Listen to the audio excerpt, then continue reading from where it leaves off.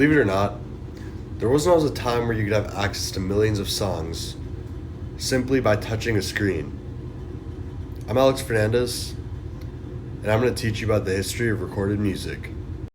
It all starts with this guy, Tommy Edison. In the late 1800s and the early 1900s, inventors attempted to create several different mechanical devices in order to record and play back music to the public.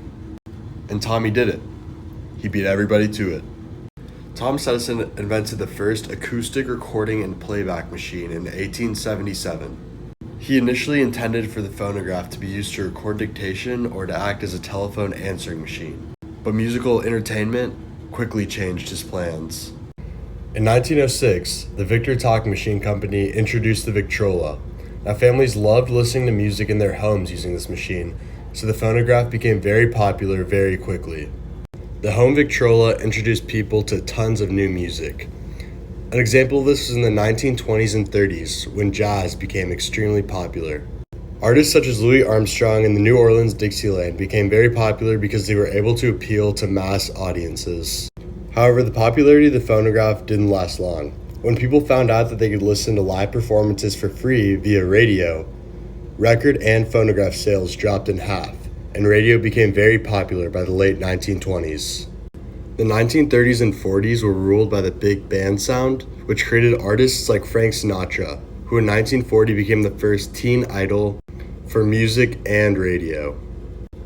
The popularity of the radio led to the rise of tons of new genres, such as gospel music, which is developed from black and white church hymns, blues, which is music that originated from the black slaves in the South, and even bluegrass music, which originated from Scottish and Irish traditions.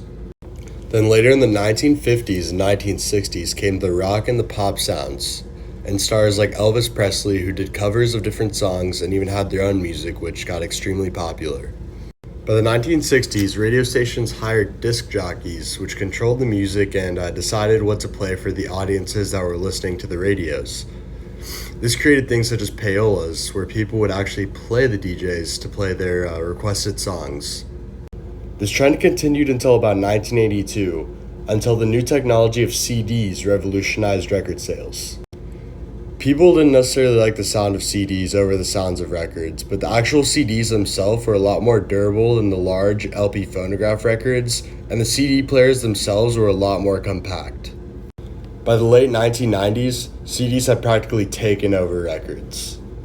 From there, we moved to digital recordings, which supports devices such as the iPod Nano and the MP3 players that are portable, and basically any music can be downloaded and listened to on these devices.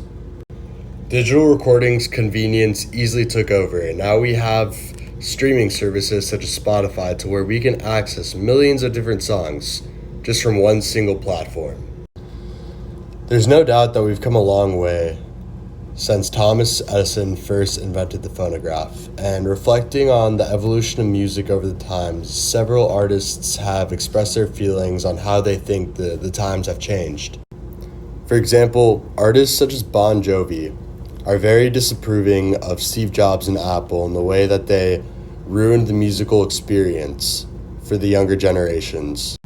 Bon Jovi says that kids today have missed the whole experience of putting the headphones on, turning it up to 10, holding the jacket, closing their eyes and getting lost in an album, and the beauty of taking your allowance money and making a decision based on the jacket, not knowing what the record sounded like, and looking at a couple of still pictures and imagining it.